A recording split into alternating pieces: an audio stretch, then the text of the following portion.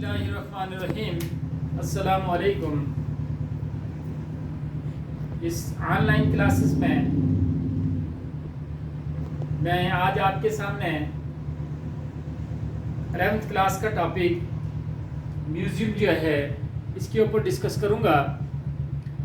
पिछले 2-3 वीडियोस में टॉपिक्स में मैंने आपके सामने नेशनल पार्क्स, सेंचुरीज़ और जूस के ऊपर डिस्कशन की थी। नेशनल पार्क की अगर हम बात करें तो नेशनल पार्क एक ऐसा एरिया है जिसको प्रोटेक्ट किया गया है वाइल्ड एनिमल्स और वाइल्ड प्लांट्स के लिए। एक नेचुरल हैबिटेट बनाया गया है। वहाँ पर ग्राजिंग, हंटिंग, पब्लिक एक्टिविटीज़ जितनी भी है उनको बैन किया गया है। तो वहाँ पर ज़्यादा तौर पर इंडेंजर्ड स्पीसीज़ के ऊपर स्ट्रेस दिया जाता है। इसी तरीके से सेंचुरीज़ जो है वो भी प्रोटेक्टेड एरिया है। एक फॉरेस्ट का एक एरिया है जिसको प्रोटेक्ट किया गया है, जिसके अंदर डिफरेंट किस्म के इंडेंजर्ड और एक्सटेंट स्पीशीज़ को प्रिजर्व किया गया है। लेकिन फ़र्क ये है नेशनल पार्क और सेंचुरीज़ में, सेंचुरीज़ के अंदर पब्लिक एक्टिविटी, ग्रासिंग, हंटिंग और कोई डिफॉरेस्टेशन जो है ये किसी हद तक अलाउड है, लेकिन नेशनल पार्क में ऐसा नहीं है। तो जहाँ तक म्यूज़ियम की बात करेंगे, म्यूज़ियम भी एक प्रोटेक्टेड एरिया है, लेकिन ऐसे जैसा नेशनल पार्क या सेंचुरीज़ ऐसा म्यूज़ियम नहीं है। म्यूज़ियम या तो बिल्डिंग, किसी बड़ी बिल्डिंग के अंदर इन तमाम चीज़ों को रखा जाता है जिसको म्यूज़ियम कहते हैं, या कोई प्रोटेक्टेड छोटा सा एरिया, ज़्यादा बड़ा एरिया नहीं, छोटा सा एरिया जिसमें डिफरेंट किस्म के पुराने ज़माने की चीज़ों को रखा गया है ताकि उन पुराने ज़माने की चीज़ों के ऊपर रिसर्च की जाए और ये पता लगाया जाए कि पुराने ज़माने के लोग कैसे थे, उनका सोशल सेटअप, उनका ज़िंदगी का तमाम तौर तरीका जो है वो कैसा था, पुराने ज़माने में प्लांट्स कैसे हुआ करते थे और इकोलॉजिकल बैलेंस जो है उस टाइम कैसा था। ये तमाम हमें म्यूज़ियम के अंदर जितनी भी पुरानी चीज़ें रखी हुई है उसके बेस के ऊपर हम एक्सपेरिमेंट करके ये बता सकते हैं कि ये जो चीज़ है इसके ऊपर तो उसके फ्यूचर्स, कैरेक्टरिस्टिक्स तमाम हम देख सकते हैं। जहाँ तक म्यूज़ियम की बात है, म्यूज़ियम एक प्रोटेक्टेड एरिया है। म्यूज़ियम क्या है? Museums are protected area. Museums are the area are the building, या ये बिल्डिंग के अंदर इन आर्टिकल्स को रखा गया है, इन चीज़ों को रखा गया है। किस किस चीज़ को रखा गया है? Where the dead animals and plants, dead animals are plants or parts of the animals and the parts of the plants। जहाँ पे पुराने ज़माने के डेड एनिमल्स के कोई प्लांट्स की कोई पार्ट्स या एनिमल्स की कोई हड्डी वगैरह या उनका कोई स्केलेटन का स्ट्रक्चर उसको कैप्ट किया जाता है इमर्समेंट के लिए, पर्पस के लिए या कंजर्वेशन के लिए। किसके लिए? कंजर्व किया जाता है उनको उस म्यूज़ियम के अंदर। उनके ऊपर फॉर्मलिन का स्प्रे किया जाता है ताकि उनसे कोई स्मेल वगैरह ना आए। तो ये म्यूज़ियम के अंदर इन चीज़ों को रखा गया है ताकि पास्ट हिस्ट्रीज़ के इवेंट्स को हम बखूबी तौर पर इनसे हासिल कर सकें knowledge. Museum collects and preserve. Museum के अंदर हम कलेक्ट कर सकते हैं किन चीज़ों को? प्रिजर्व कर सकते हैं ऑब्जेक्ट्स को या material of religious, cultural and the historical values. Religious culture, अगर कोई रिलीजियस के कोई ऐसे आर्टिकल्स जो कि पुराने ज़माने के लोगों की थी वो अगर म्यूज़ियम के बीच में रखी गई है, उससे ये पता लगाया जाता है कि पुराने ज़माने के लोग जो हैं ये रिलीजियस के ऊपर इनका कल्चर कैसा था, ये आपने रिलीजियस की उन किताबों को कैसा मानते थे, कैसी एक्टिविटीज़ रिलीजियस के हिसाब से करते थे। जैसे टाइम गुजरने के साथ साथ रिलीजियस एक्टिविटीज़ के अंदर भी मॉडिफिकेशन आती है, लेकिन म्यूज़ियम में रखी हुई चीज़ों से हमें रिलीजियस कल्चरल एक्टिविटीज़ जो हैं, ये जो फैक्ट्स हैं पुराने ज़माने के, इनको हम बखूबी जान सकते हैं। एंड द हिस्टोरिकल वैल्यूज़, और हिस्ट्री के बहुत सी चीज़ें जो पुराने बादशाहों दौरान थी, अकबर, जहांगीर या इससे पहले जितने भी बादशाह थे और उनके इवेंट्स जो हैं अगर किसी म्यूज़ियम में हों तो इस वक्त साइंसदान या साइकोलॉजिस्ट उनके ऊपर से स्टडी करने के बाद बहुत सी इंफॉर्मेशन जो है पास्ट की दे सकते हैं। Next, museums are the good sources of entertainment. Museum के अंदर ऐसी ऐसी चीज़ें रखी हुई हैं, जब टूरिस्ट लोग या जब बच्चे जो हैं स्कूलों से, कॉलेजों से, यूनिवर्सिटी से पिकनिक के लिए जाते हैं तो वो म्यूज़ियम के अंदर जाते हैं, वहाँ पर उनका बहुत अच्छा इंटरटेनमेंट होता है। और जो बड़े बच्चे हैं उनके लिए वहाँ पर बहुत सी नॉलेजेबल जो है वो चीज़ें रखी गई हुई हैं एजुकेशन के लिए। Museums are the store houses of the old artifact. तमाम पुराने ज़माने की आर्ट्स जो जितनी भी हैं उनके जो फैक्ट्स हैं ये तमाम हमें कहाँ से मिलती हैं? म्यूजियम से मिलती हैं। ओल्ड आर्ट फैक्ट्स, तमाम ओल्ड आर्ट फैक्ट्स जो है ये म्यूजियम से ही हमें हासिल होती हैं।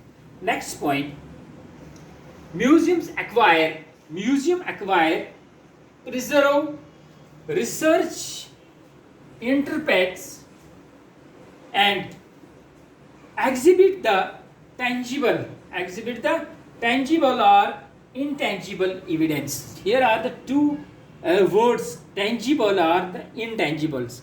मैं आपको पहले इस वर्ड्स का मतलब बताऊंगा, टेंजिबल किसको कहते हैं, इनटेंजिबल किसको कहते हैं। देखो, टेंजिबल ऐसा चीज़ है जिसको हम आराम से छू सकते हैं, जिसको आराम से देख सकते हैं, ठीक है।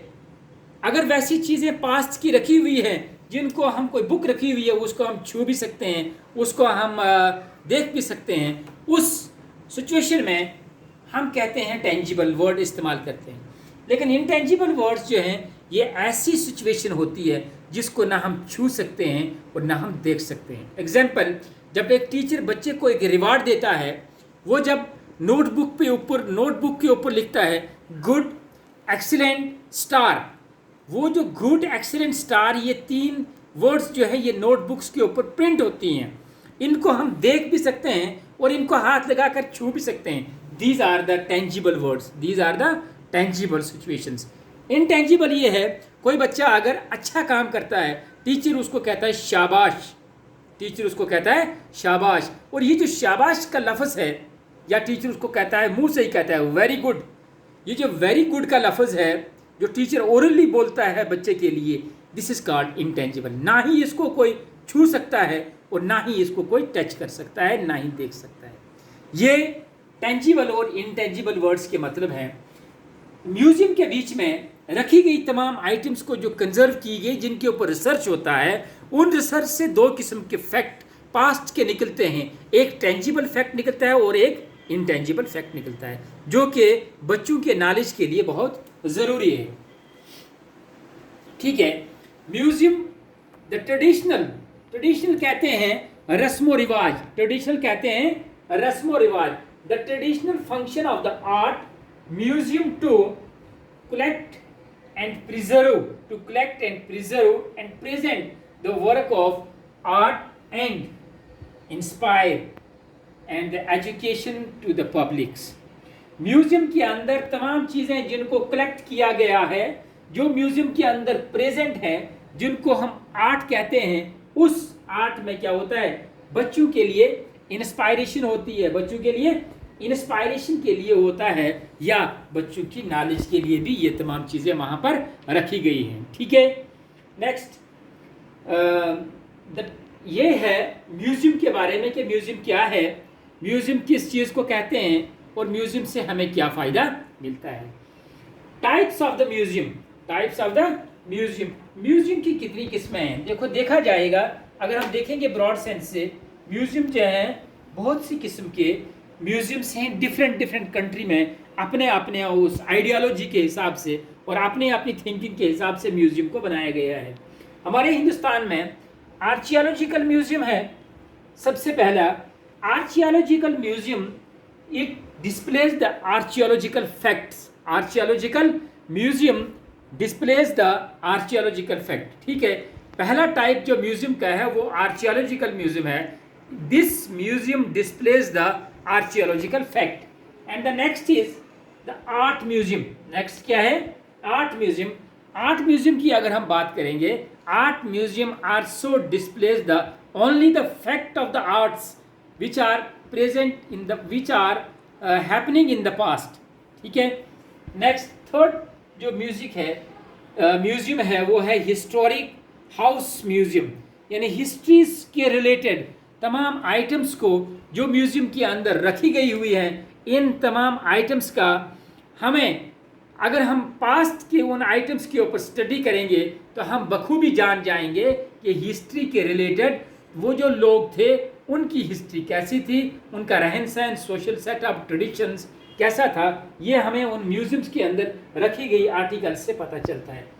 The important is the military, fourth one, military and the war museum. Military and the war museum, यहाँ पर पुराने ज़माने के जो सैनिक थे, उनके जो हथियार थे, ठीक है, उन हथियारों को रखा गया है कहाँ पर, म्यूजियम के अंदर। और ये जानकारी हमें मिलती है म्यूजियम के अंदर के पुराने जो सोल्जर्स थे, मिलिट्री थी, वो कौन कौन सा वेपन लेकर वार में जाते थे। जैसे आज का ज़माना न्यूक्लियर वेपन का ज़माना है, बड़ी बड़ी जो मशीन गन्स का ज़माना है, लेकिन पुराने ज़माने में ऐसे मशीन गन नहीं होती थी। तीर से वो वार करते थे एक दूसरे के ऊपर, या तलवार से वार करते थे। वो उस दौर का बड़ा वेपन था, जो वेपन इस समय भी मुख्तलिफ म्यूजियम्स के अंदर रखा गया है, उनको कहते हैं military and the war museums. ठीक है। The last one is the history museum. Last one is the history museum. History museum displays only the historical events which happen in the past. Past के बारे में history के जितने भी museums, जितने भी आर्टिकल्स रखे गए हैं, उनसे हमें पास्ट की जो हिस्ट्री की जो नॉलेज मिलती है। तो ये different types of the museums थे, ये 5 किस्म के म्यूजियम हैं। ये म्यूजियम का जो टॉपिक है, ये 11th क्लास का जोलॉजी का एक चैप्टर है छोटा सा, जो कि मैक्सिमम 4 नंबर का 5 नंबर का एग्ज़ाम में आता है।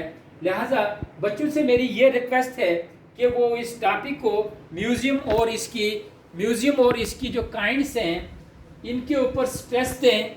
म्यूज़ियम और काइंड्स जो हैं, ये आराम से इस ब्लैक बोर्ड को सिलेक्ट करके, जो मैंने आपके सामने डिफरेंट बुक्स से जो मटेरियल कलेक्ट करके लाया है, इसको सिलेक्ट करके आप लिख सकते हैं। और लिखने के बाद अगर कहीं पे आपको कोई भी प्रॉब्लम आती है तो आप मुझसे डायरेक्ट रब्ता कर सकते हैं। जाते जाते मैं आपसे ये रिक्वेस्ट करूँगा कि मेरे चैनल को सब्सक्राइब कीजिए, और सब्सक्राइब करने के बाद बेल आइकन और कमेंट्स बॉक्स में जाकर कमेंट कीजिए, ताकि आने वाली हर एक वीडियो जो है उसकी नोटिफिकेशन आपको इन टाइम मिले। तो ये म्यूज़ियम को मैं सिलेक्ट कर रहा हूँ।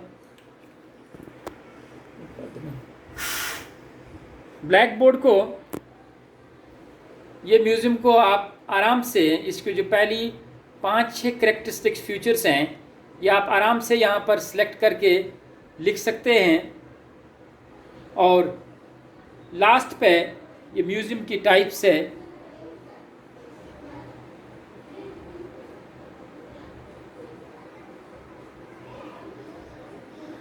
इसी के साथ मैं इस म्यूज़ियम के चैप्टर पे आपसे इजाज़त लेना चाहता हूँ। खुदा हाफिज़। अस्सलामु अलैकुम।